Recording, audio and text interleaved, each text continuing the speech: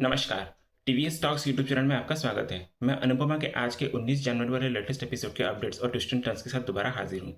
तो उससे पहले अगर हमारे इस चैनल पर आप लोग नए हैं तो इस चैनल को लाइक और सब्सक्राइब कर लीजिएगा और वीडियो को पूरा एंड तक जरूर देखिएगा।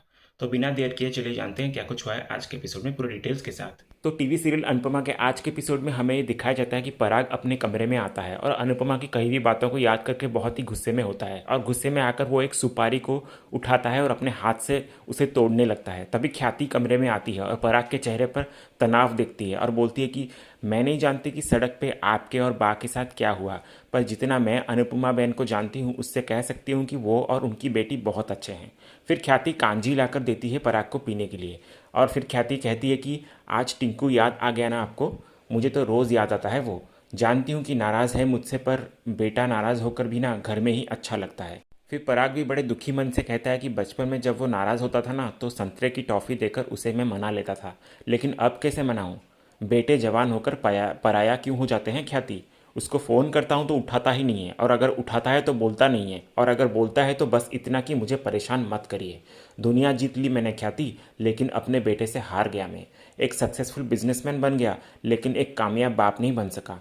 ख्याति फिर इधर कहती है कि और मैं रिश्ते से माँ होके भी माँ होने के लिए तरस गई हूँ और आप मेरे लिए कितने तोहफे लाते हैं, किताबें, गहने और भी बहुत कुछ, पर मुझे ये सब कुछ नहीं चाहिए। मेरा असली तोहफा तो मेरा टिंकू है। तो आप प्लीज़ बस हमारे बेटे को घर वापस ले आइए ना। फिर पराग बात बदल देता है और बोलता है कि ख्याति जी, मुझे एक इम्पोर्टेंट कॉल करना है तो मैं अभी आता हूँ। और फिर पराग जाते जाते ये कहता है कि ख्याति जी, दो बातें। पहली, कांजी बहुत अच्छी थी जो आपने दिया, और दूसरी, आप उन माँ बेटी से कभी नहीं मिलेंगी आज के बाद। राह चलते मिल जाएं तो मुंह मोड़ लेंगी, फंक्शन में मिल जाएं तो अनजान बन जाएंगी। चाहे कुछ भी हो जाए आप उनसे बात तक नहीं करेंगी। भले ही घर आकर श्रीनाथ जी से 1000 बार माफ़ी मांग लेना, लेकिन उन दोनों को जय श्री कृष्ण कभी भी नहीं कहेंगी आप। कहकर पराग वहाँ से चला जाता है।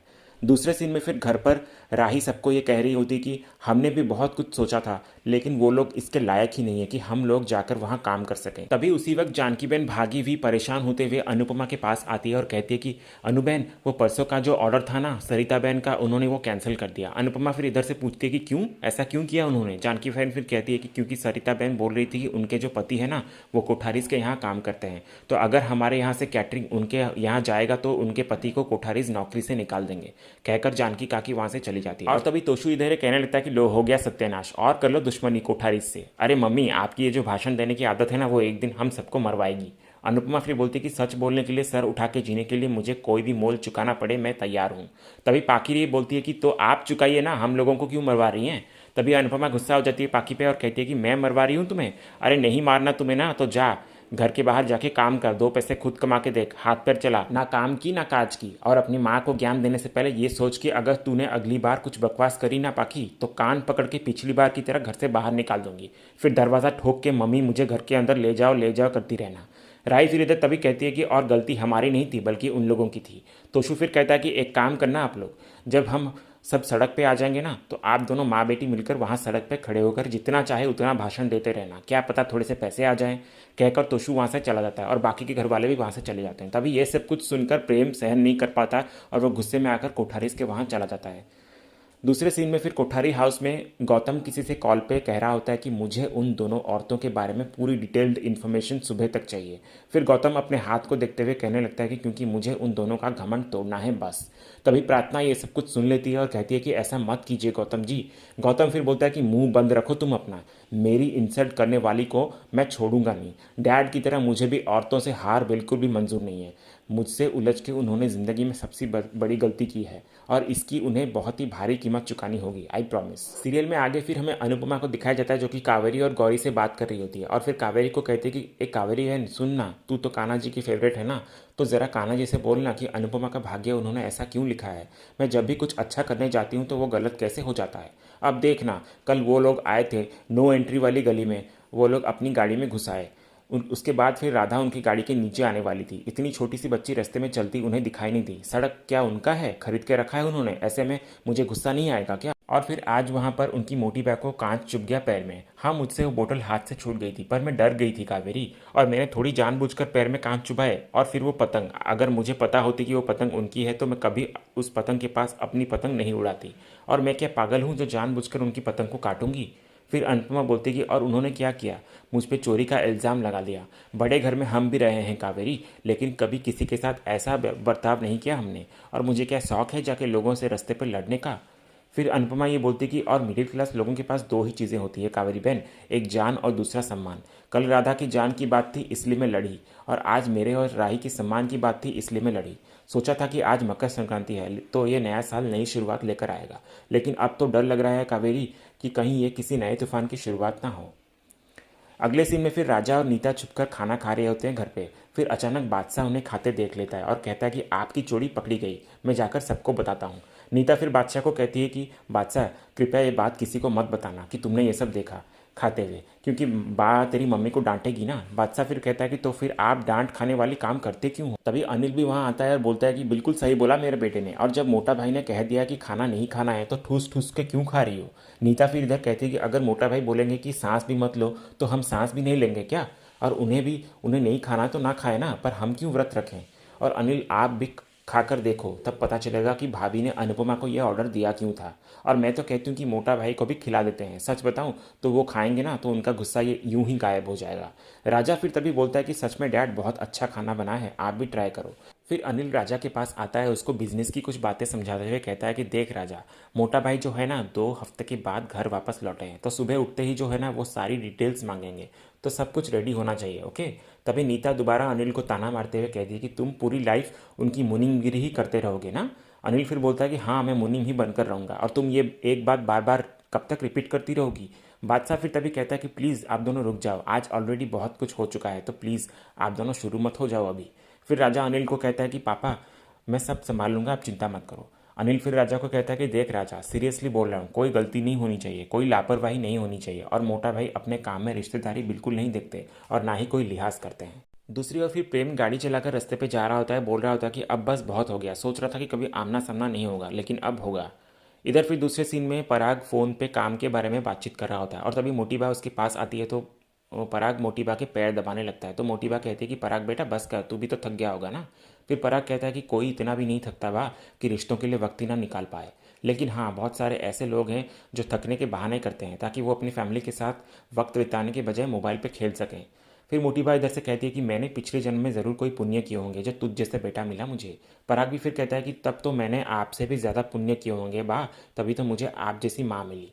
फिर मोटीबा पराग के सर पर हाथ रख के कहती है कि खुश रहे बेटा। फिर पराग कहता है कि बा अब जब ऐसे मेरे सर पर हाथ रखती है ना तो मेरी सारी परेशानियाँ एकदम से दूर हो जाती हैं। बा फिर कहती है कि तू तो इतनी सारी परेशानियाँ बांध के रखता क्यों है बेटा, इतना बड़ा कारोबार अकेले ही क्यों चलाना है तुझे, अनिल है, राजा है, गौतम है, उन पे भी थोड़ी जिम्मेदारी डालना। पराग फिर कहता है कि अगर वो सब जिम्मेदारी उठाने लायक होते तो रोना ही किस बात का था बा। राजा तो बड़बोला है, गौतम दामाद है, बहू बेटी बन सकती है बा लेकिन एक दामाद बेटा नहीं बन सकता। परिवार और कारोबार में दामाद की जगह अलग होती है बा। और वो अनिल, वो तो लकीर का फ़कीर है, जो बोलो जितना बोलो उतना ही करता है, अपना दिमाग ही नहीं लगाता, खुद फैसला ही नहीं कर पाता वो। तभी मोटी बा इधर से कहती है कि और टिंकू।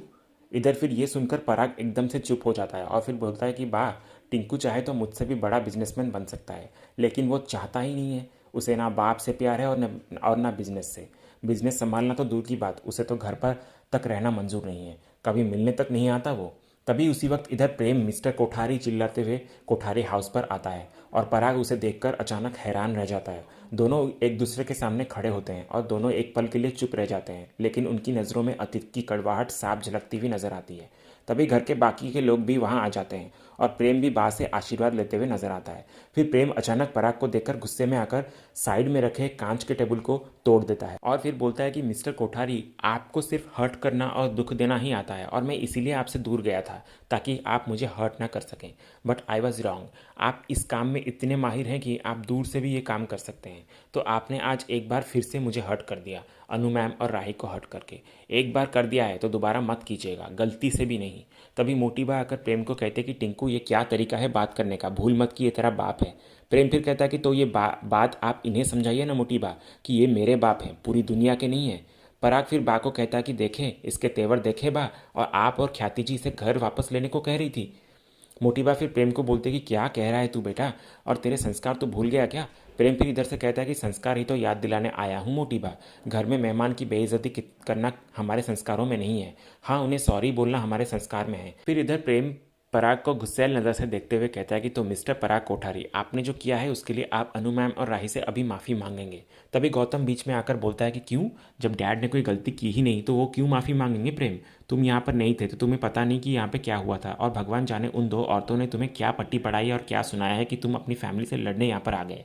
प्रेम फिर गौतम को चिढ़ते हुए कहता है कि आपसे किसी ने बात करी क्या?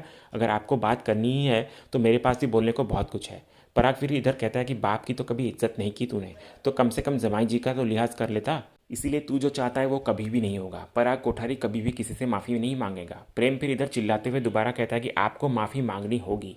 पराग बोलता है कि नेवर।